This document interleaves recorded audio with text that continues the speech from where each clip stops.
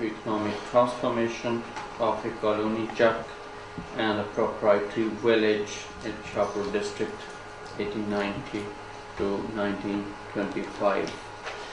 So as far as socio-economic transformation is concerned, there is work already available of Imran Ali and Crawford, David K. Martin, but that is at the provincial level, and no study has been done so far at district level and at village level. So that's why in this, basically this is a chapter of my thesis, and I have tried to focus on village level, and I have made it a comparative study. It's comparative in the sense that socio-economic transformation in Punjab was brought about through Jhelum Canal colonies.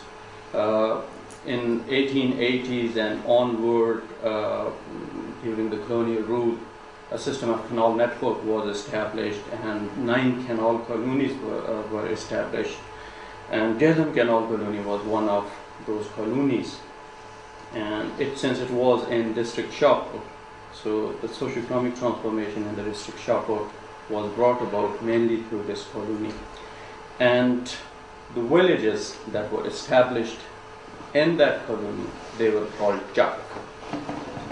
Right. Now we have got a stark variation between a colony village and non-colony village. Right. Non-colony village in the colonial literature, they designate them as proprietary village. Right. And the village in the colony, they were designated as Chak. Right. Almost there were 337 Chaks in the colony that were established.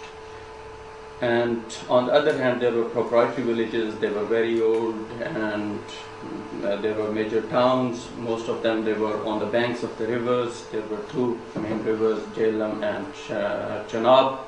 So Bhera was there at the time of the Alexander the Great, who came there and defeated Raja Porus. And Babur has also mentioned, who came from Central Asia to India in 1526. He has mentioned Bhera in his memoirs, Baburnama.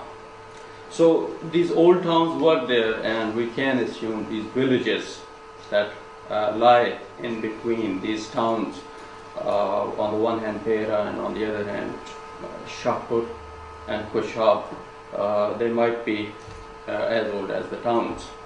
So very scanty information is available on the history of these villages. But the important point is that this variation helps us draw a comparative analysis to determine differential impact of the socio-economic transformation and the impact of the colonial rule on a colony village and on a non-colony village. Right.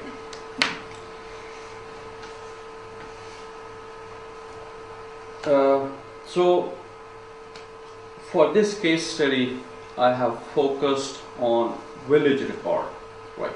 Village revenue record was prepared by the relative patwaris of the villages, and due to its importance as a statement of the ownership, rights of ownership, and due to its revenue importance, it's mostly preserved and it is still available. Right. And secondly, I have used oral tradition in this chapter. And I just recently I had been to these villages, and I collected data, and I have streamlined it, and I have tried to make sense out of it, which I'm going to share with you.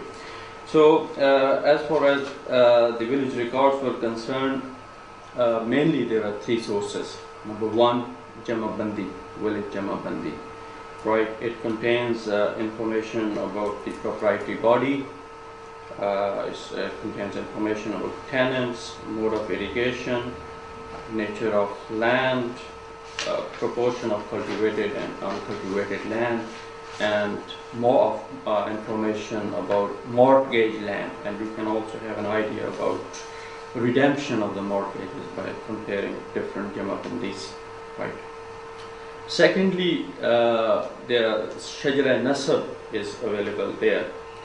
and it contains information about the total number of proprietors and strength of proprietors, caste of the proprietors, strength of the proprietors within each caste, right? And number 3, Sharait Wajibul Ars. And basically it's a statement of the rights and duties of the different sections of the agricultural community. So, and moreover, it contains information about water rates, revenue rates, and remuneration for the services of the artisans, menials, and companies, right?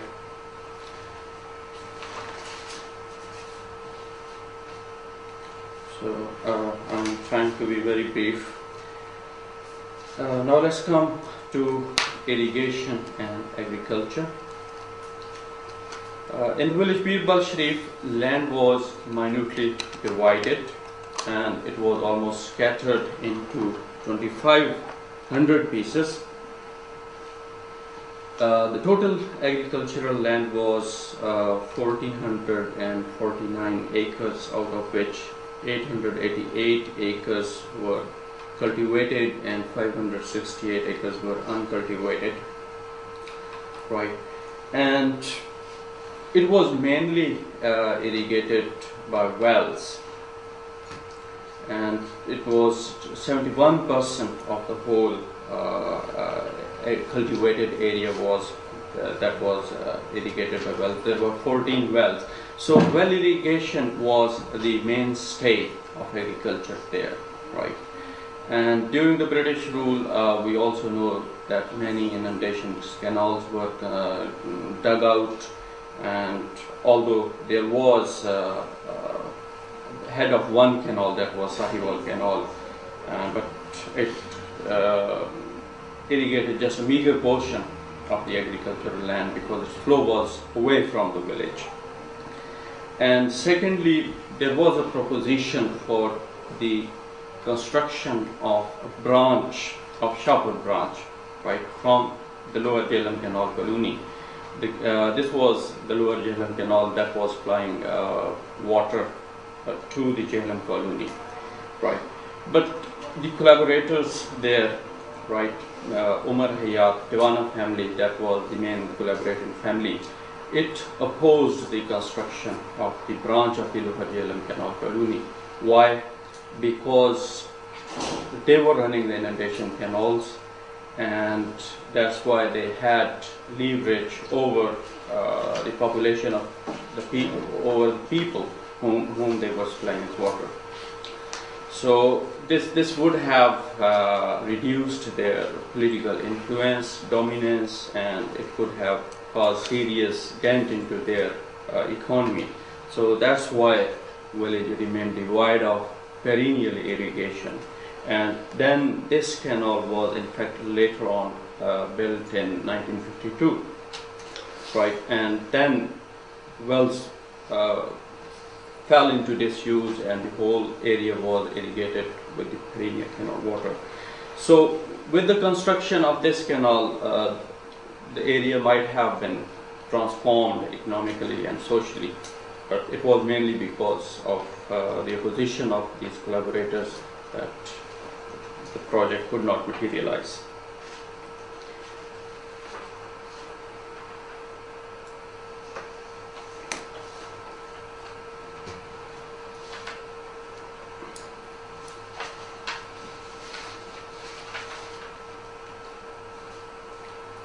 Right. Secondly, land was minutely divided in the village Birbal Sharif, and the average land was just 4 acres or 5 acres average land holding, right?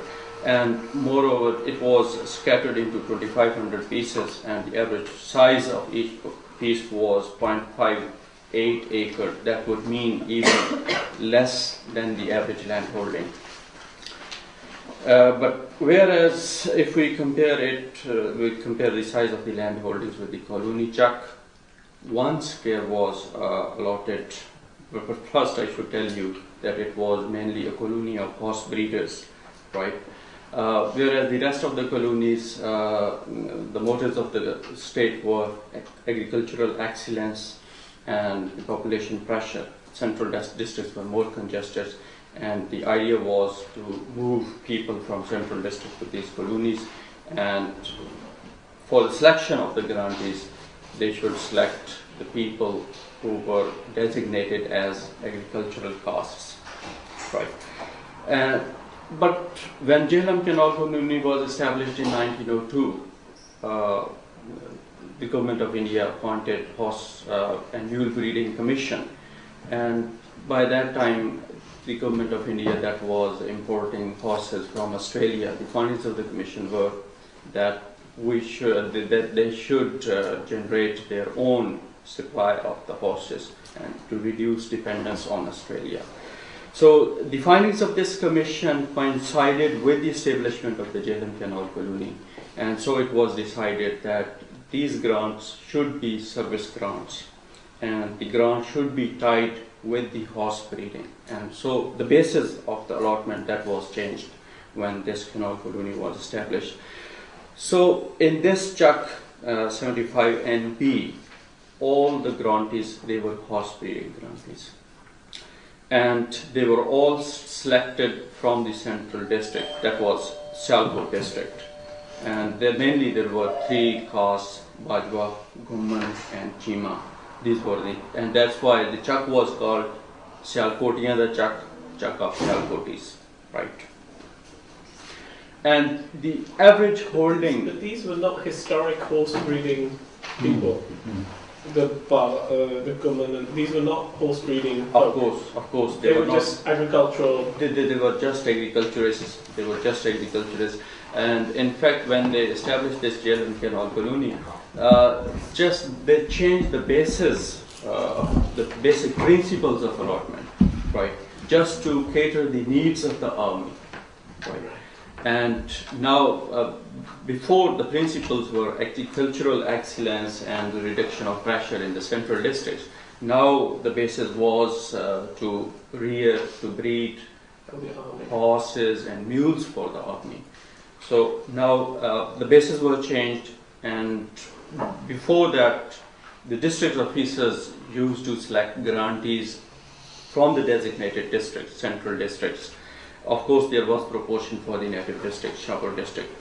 But now this job was taken out of the hands of the district officers, and the colony officer would have a round in different districts and would see that which people has best suitable brood mare. So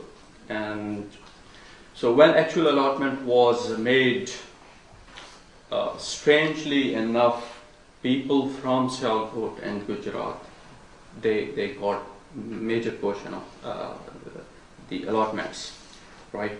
And people, of course, Shahpur district, there were people from the Shahpur district, but the other districts lagged behind, like Jhelum and Rawalpindi districts. Originally, it was thought that when the basis of this land allotment would be changed to horse breeding, the people would come from Jhelum district, Rawalpindi district and Shahpur district, because whenever the British officer would visit the area, the notable peoples of these districts would come in force on horses to join him. But when actual allotment was made, it was seen that this was not true, because these were the notables who owned these horses, and the actual most of the peoples for the allotments, they came from Gujarat district and Sialkot district. So this Chuck was Chuck of Sialkotis, Gumman, Chima, and right. Now, second, this was their first migration when they came from Sialkot to this Chuck, right? And this Chuck was established in 1903, right?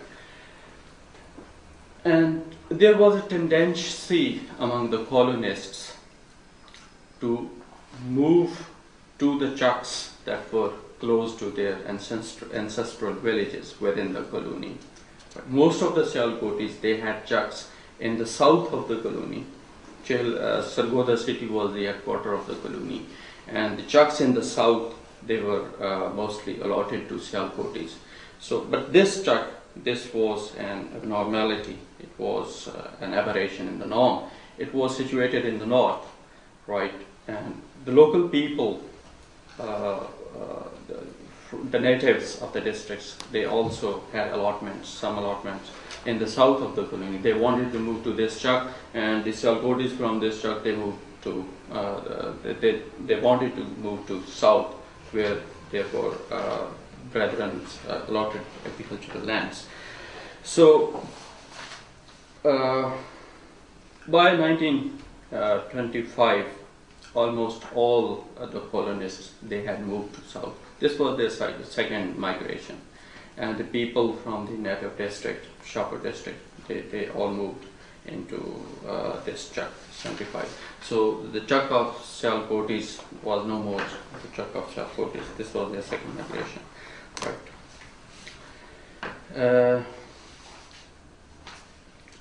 So the average land holding was 55.5 acres, right? 55.5 acres, that was called square, and 1 square was allotted after 1 broodmare, right? And this was a Chuck of 41 squares. That means it was allotted after 41 broodmares. Now, in the provincial literature, right, that it is said about the province is considered as granary of India and breadbasket of India, and Sargodha, the colony headquarter, no doubt it was one of the largest grain markets the whole Asia in 1920, right? So, but the thing that who got the major share from this transformation, whether it was the colonist, whether it was the actual farmer, or whether it was somebody else, this is the major question, right, that needs to be addressed. Although the average land holding in the Chuck was larger, it was 55.5 acres, but the colonists had to start from scratch. It was a meager, it was really a meager scratch for them, a start for them. And their lands, agricultural lands, they were completely covered with bushwood. It was literally a jungle that they had to clear first, and then they have to bring it into use, right? And modern means of transportation, they were not available, and some colonists had to walk to these new allotments, 40 miles, 60 miles on foot, carrying their food like ghee, grain, just for sustenance on their heads. And some colonists, when I was interviewing, they said that to begin with, they had to pass nights under trees. Some built huts, and so that these were the basic problems.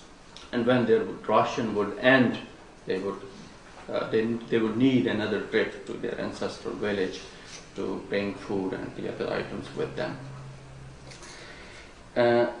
So that's why it required a number of years to actually transform this area. When millions of acres were brought under cultivation, of course, Punjab was destined to become the breadbasket of India, destined to become a granary of India. But these actual problems of the colonists, they have been ignored so far. And it took them many years in order to bring this, to clear out the waste and make it ready for agriculture. So this meager start was responsible for their debt problem, right? Since no loans were available from the government. Later on, when that problem was rampant and cooperative movement was started, but it also failed to take root in many of the villages. In this village, there was no cooperative society. I interviewed colonists, even where there was cooperative society, it failed to take over the money lending business. of the moneylenders. Why? Because the cooperative, number one, the sources of the cooperative societies were meager. Secondly, the cooperative society would only issue a loan for agricultural implements, to buy oxen, plow, anything. But moneylenders, you can go to moneylender to get a loan for anything, marriage, funeral. So these societies prefer to take over the business of the moneylenders.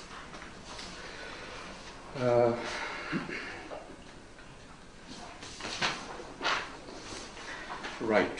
Now it is interesting to note that mortgage and land alienation to moneylenders was completely absent in the Chucks. Right. Although that problem was equally pervasive in the proprietary village and the Chuck. Right. Why? Because in the Chuck, number one, property rights were not given to the colonists. They were just considered as tenants of the state. And so state was playing the role of the landlord. They were not given proprietary rights. So they could not alienate the land to no. But they were given lease. In some cases, majority of the land was allotted to peasant grantees who were horse breeders. Some land was allocated for lease, and there were capitalist grants, there was Fairkoshi grants, there were elite grants, so there were different categories. But major portion of the colony that was allotted to peasant grantees who were horse breeders. There were military grants as well. So you are right, there were leases as well. But they had to pay rent then for this. They had to pay rent to the state for the land. The peasants, they did not. They didn't have to, right? This was granted free, right? But there was auction as well. Some land was allocated for auction, through which the state generated revenue and income. Right. So they could not alienate their land. They did not have proprietary rights. They could not transfer their land. And secondly, to keep these holdings economically viable, law of primogeniture was applied. These states, these grants could only pass on to the eldest son, right? And this was against the social culture. This was against the norms of the society, where there was customary law of inheritance, where customary law of inheritance was practiced, right? But despite, although it was against the norms, cultural norms, social norms, in 1907 there were disturbances in the Chenab colony. That was a neighboring canal colony, and that was due to similar conditions imposed on the Chenab colonists, right? For example, that they were made to stay on the colonies, on their colony. They had to pile manures outside. Similar number of. So, okay. So there were disturbances. But here in Jhelum Canal colony, there was no disturbance in 1907. Although there was a point of grievance, a major point of grievance, because younger brothers. Sometimes they would not get rights for them because they did not have economic means, right? Only the eldest brother had. So, but they did not participate in those disturbances. Why? Because this law of primogeniture was practically breached, right? Secretly, all the colonists, they shared their grants with their brothers, right? Because 55.5 acres, in order to cultivate it, you need subtenants, you need laborers. It was big land holding, so that they employed their younger brothers, and so secretly they would share the agricultural produce, and that's how this was avoided. The point of tension was avoided. Okay.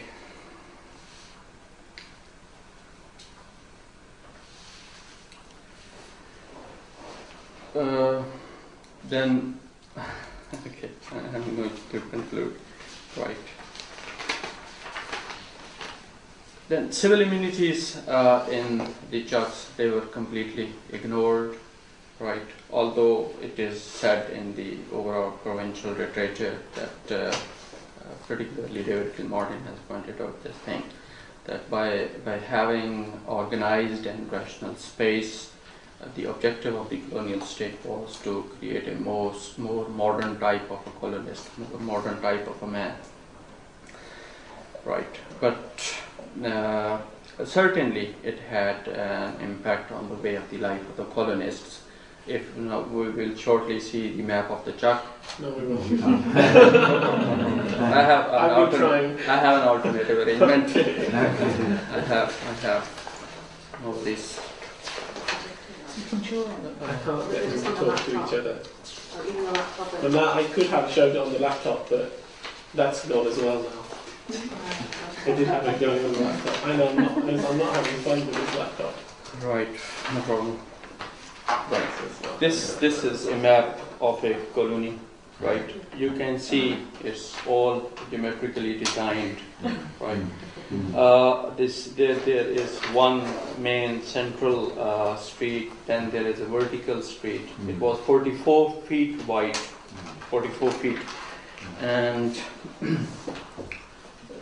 this horizontal street that was also 44 feet wide. And in the center, it was a big square, where there was a well to provide water to the colonists. And then there were two more vertical streets on the both sides of the central horizontal street. And the space within these streets that was neatly parceled out for the colonists as residential places for them, right? And then there was a street on the outer edges of the Chuck that was linking all these streets that were within the Chuck. And the places for the colonists, hospitators, they were the main plots. 2 canal plot was allotted to hospitator, and 1 canal plot was added to kami or artisan. And there were special places. These smaller plots, they were earmarked for the artisans, for the communes, for the menials. And there was a place, 10 marlas allocated for dumping of the waste of the village that was outside of the Chuck. So this organized and rational space definitely had an impact. The people, the Chucks looked more cleaner. The standard of the hygiene was higher as compared to the proprietary village, and they could not dump manure within the Chuck, and ventilation in the rooms that was made compulsory, and non-compliance was penalized through fines. There was paternalistic intervention of the state, and the fine could be 100 rupees or less, or in grave cases it could be just simply outright confiscation of the agricultural grant. So this was an induced modernity, right? There was no school, there was no dispensary in the Chuck, right? And that's why this modernity could not generate a momentum of its own. So these days, if you still visit these Chucks, they would look like an old village, right? You will not find any element of, although modernity is relevant. So if we compare it with the village, I can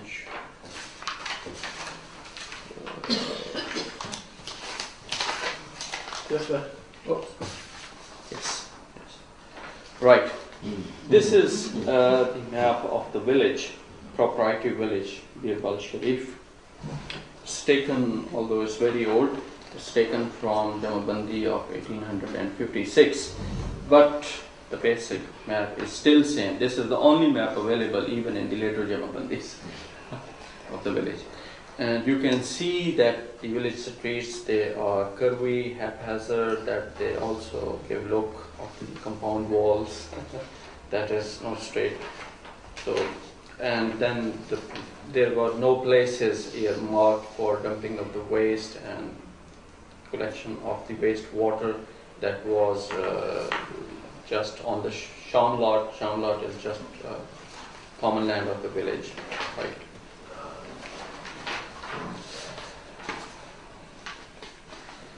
Right. But just one last point.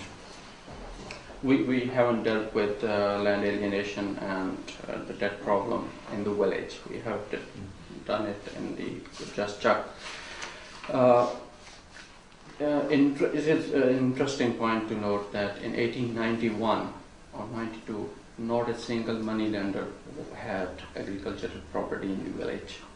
But in 1925, the second largest group of the agriculturists was the moneylenders, right?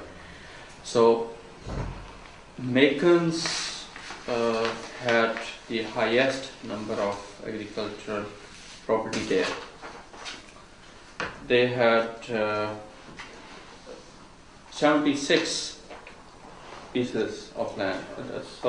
Macon did within the Macon caste there was 76 agriculturist proprietors, and the second number there is Aurora moneylenders, and they are 34.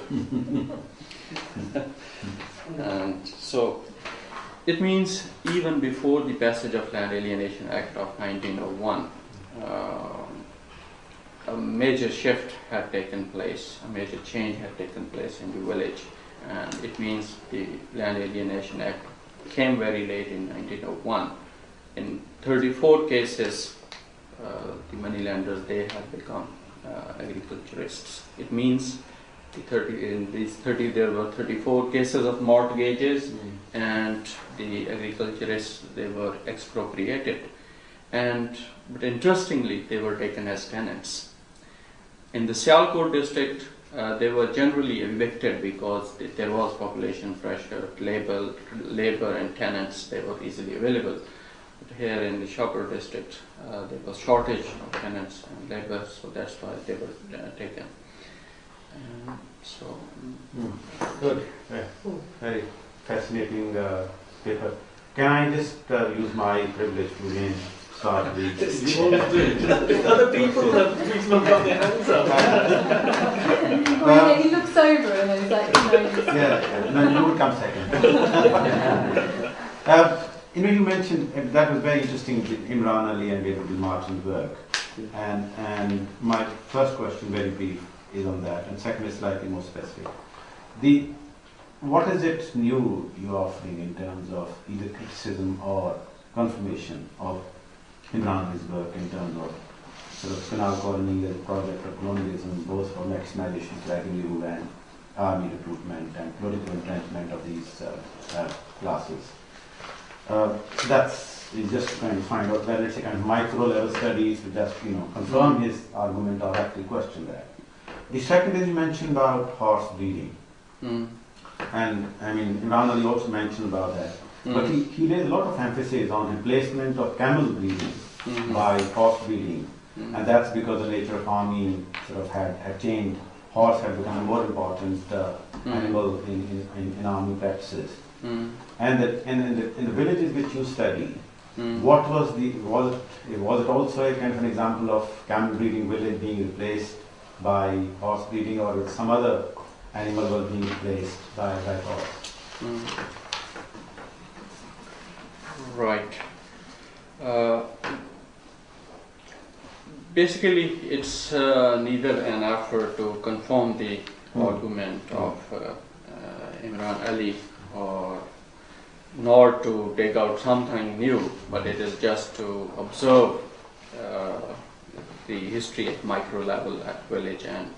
But interestingly, there are new things, right, which have not been tapped in the provincial level studies, which we have discussed, the problems of the colonies, and if this point of the mortgage and land alienation to moneylenders is mentioned, it's not emphasized in the provincial literature, right? But in this case study, I have highlighted this point, that there was no single case of mortgage, no land alienation at all to money lenders.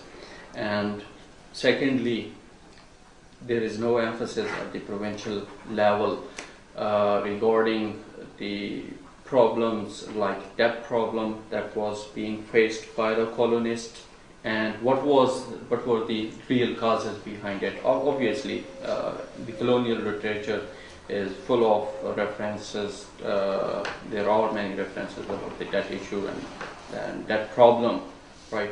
But in this case study, I have interviewed people, and they told me their personal stories. So at individual level and at extremely local level, we can view this problem, right? And as far as camels and horses are concerned, in this colony, Jhelum Canal colony, there was no shift from camel to horse. It was right from the beginning a colony of horse breeders, and it throughout remained the colony of horse breeders. And thirdly, in the villages, there were bloch called, in the village people see they had a caste called bloch. They were famous for rearing camels, right? And there was no change in their practice. Throughout the period, they kept rearing camels. Yes. Hi, I wanted to ask you about the location of power and authority, in your sort of micro history, in this particular juk that you were talking about,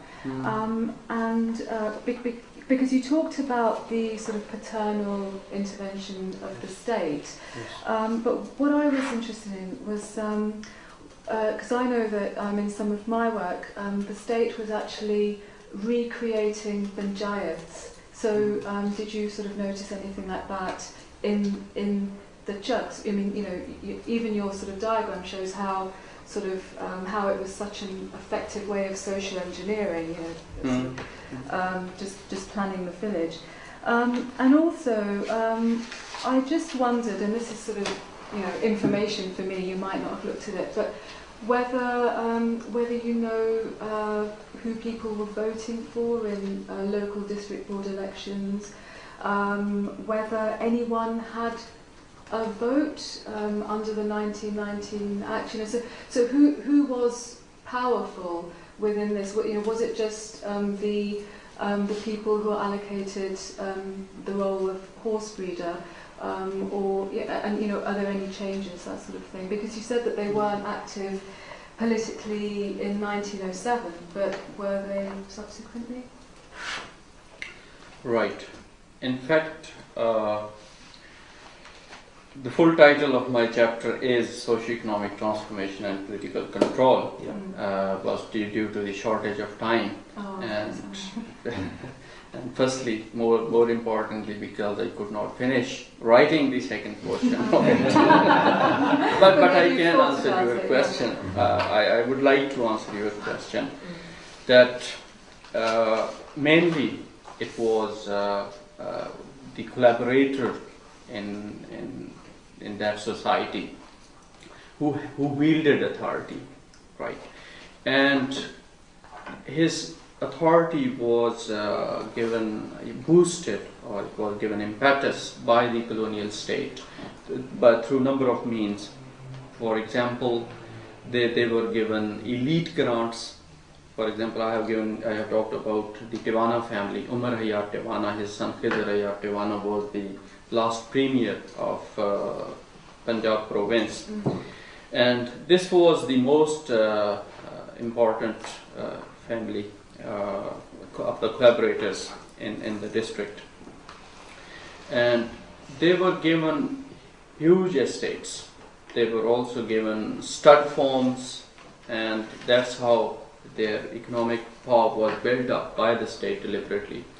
Secondly, their political power was built up by giving them magisterial powers. Umar Hayat Tiwana and his father, they were all honorary magistrates.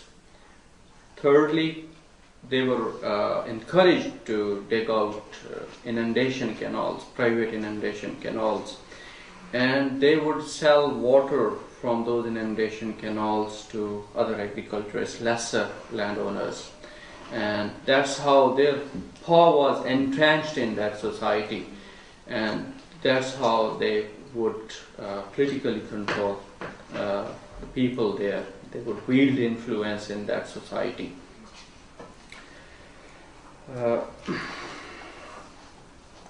So, as far as local district boards election is concerned, again, these were the people who were supported by the Tiwana family. They would come into the local district board. And second, as you pointed out, that what's new in this, and in the overall provincial literature, it has been pointed out that there was competition among the collaborators. It was a two-way process. They competed among themselves to get more favors from the state. But in these interviews, I have found there was no competition at all. In fact, it was the loyalty of the Tiwana family in the War of Independence, or the uprising of independence, let's use neutral war, 1857. So it was just the loyalty of that family that was rewarded, and of course there was another influential family that was of Qurayshis. There were Sayyids of Shahpur.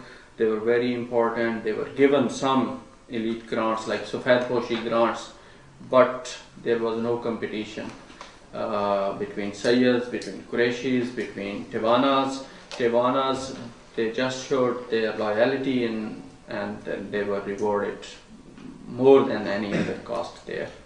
So there was any social and economic mobility for like laymen, for common man, not for landed gentry. So like for common person like Kammi remain Kammi, and like all the migrants who came from Sialkot and Gujarat, and even for Ludhiana, Jalandhar. So whether there was any transformations? Of course. It's good to give my attention to this point. it was there in my the shortage of time I could not mention. Yes, it's again a new thing in this study that Imran Ali says that the existing structure of the society was entrenched. Okay. Right. For example, in 1901, Land Alienation Act was passed. It divided the society into agriculturist castes and non-agriculturist castes. And then the basis of the selection of these grantees was that the best agricultural types of the people, they would be selected. And naturally, they would be selected from the agricultural castes, not from the non-agricultural castes. But there were many exceptions. Number one, I have talked about Umariya Tiwana, the Tiwana family, the leading collaborators of the district. They encouraged people to recruit themselves as Tiwana from the menial classes. That's interesting. That's fascinating. Yes, yes. For example, they had huge estates. Tiwanas had huge estates, for example, and for every 12 acre they needed a tenant. Now, tenant would be from low Jatali caste. He could be Khokar, could be Arain, could be even Musalli, the laborer, and now they provided water. They provided them water through their inundation canals, and they would charge chaharmi. Chaharmi was 1/4 of the agricultural produce. It means they wielded influence on their tenants and also other agriculturists in the area to whom they were supplying their water. And they would encourage them to enlist as Tiwana in the army. Right. And this is the uniform pattern which has been revealed in the interviews. It's not from one chak, not from one proprietary village, from everywhere. Where I put this question, they said that they encouraged people to be recruited as Tiwanas and Noons. So this is a new thing. So it means when land was granted to military grantees, it means their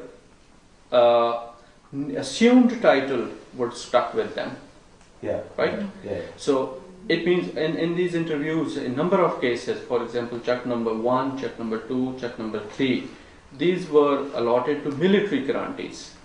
And other colonists, and even in the colonists in the surrounding Chak, they knew that what's the origin of these military grantees. They are from Kamis, they detested it.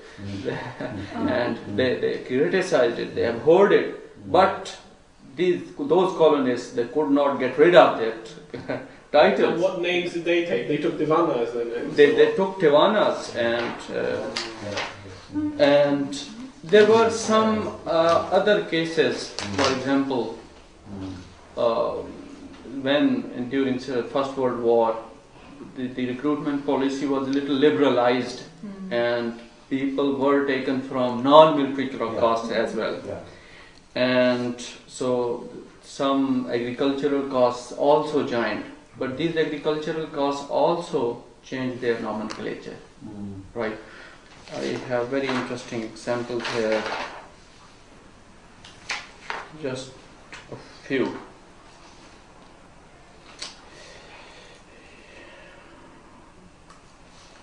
Yes, in check number 1, NB, check number 2, NB, and check number 3, NB, military grantees, they belong to lower caste. They assumed the titles of Chaudhry, Malik, and Raja. Some grantees were originally Musallis, i.e. village laborers in their ancestral villages, and they became Khokar.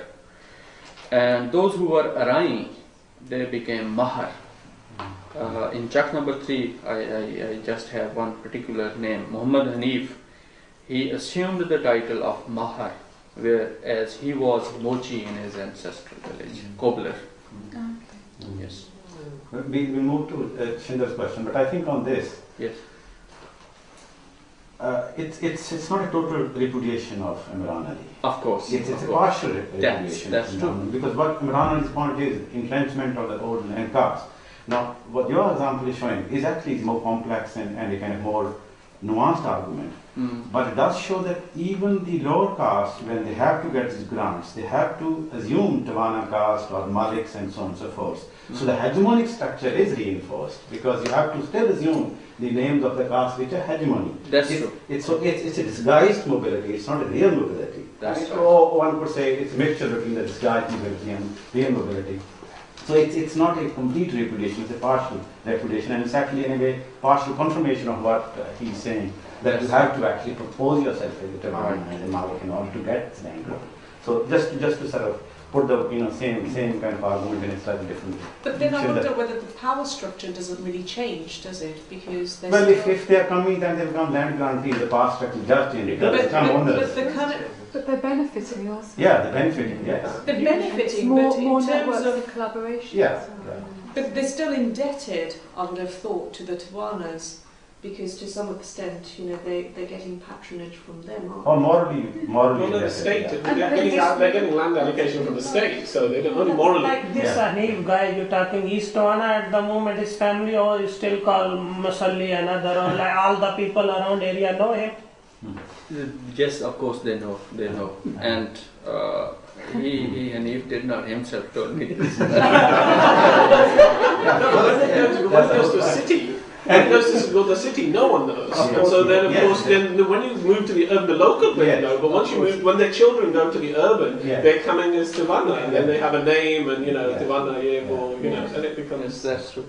Yeah, and the power of it is not so much in the local as in. Well, you do change the local. Yeah, I'm trying to understand how the well-being of the Punjab peasantry in that area is changing over time. Obviously, you talk about land passing over to the money lenders, quite a big jump. Yes. Money lenders become the second largest landholders. Right. Indebtedness is increasing.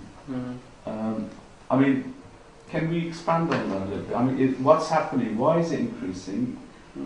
What about the extraction of land revenue here? What's happening to the real value of the burden of land revenue that the peasantry has to pay? Yes. What's happening to the real prices of these horses? Is it a lucrative business? Is it adding to the burden? You know, it'd be interesting to see what's happening here over time, 30, 40 year period. Right.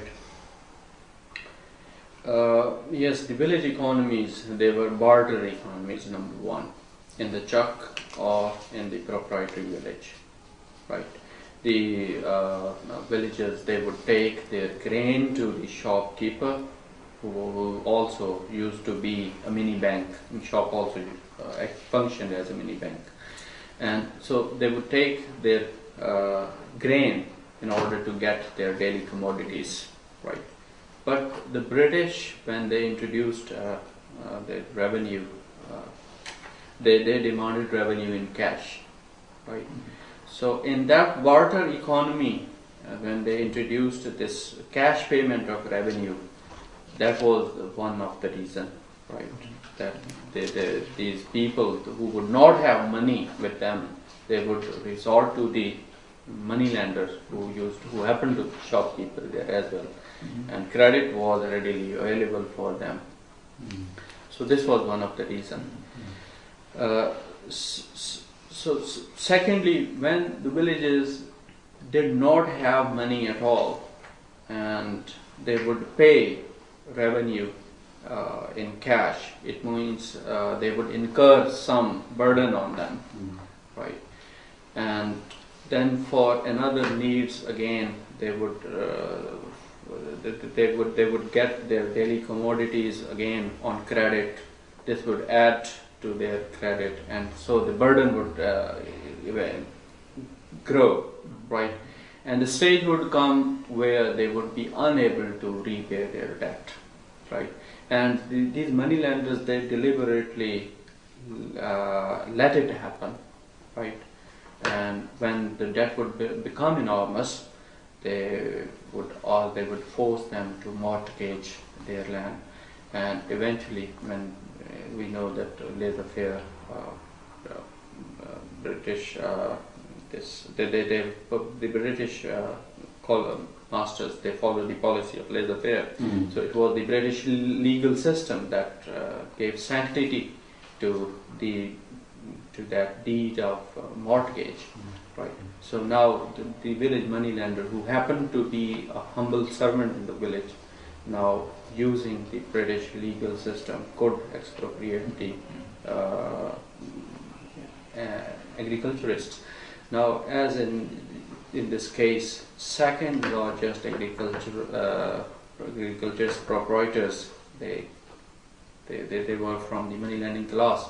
It means that the number of the people who were expropriated, they went through transition from an agriculturist to a tenant.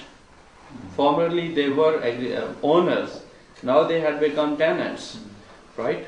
So debt burden plus reduction of their agricultural income to halve, right? Because tenant, it was Badai system, and agricultural produce was equally divided between the landlord and tenant. So formerly they were owning the whole piece. Now they were, although cultivating the whole piece, but their share was reduced to half, right? So this was the state of the affair. And can we pursue this point a little bit more?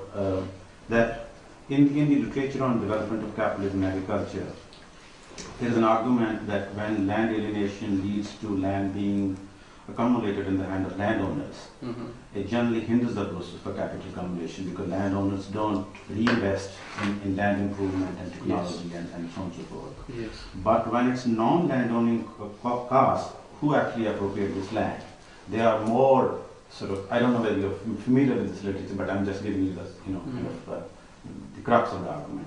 That they are more oriented towards reinvestment and in improvement of quality of land through irrigation, new methods of cultivation, and so on and so forth, and that sort of helps the process of development of capitalism.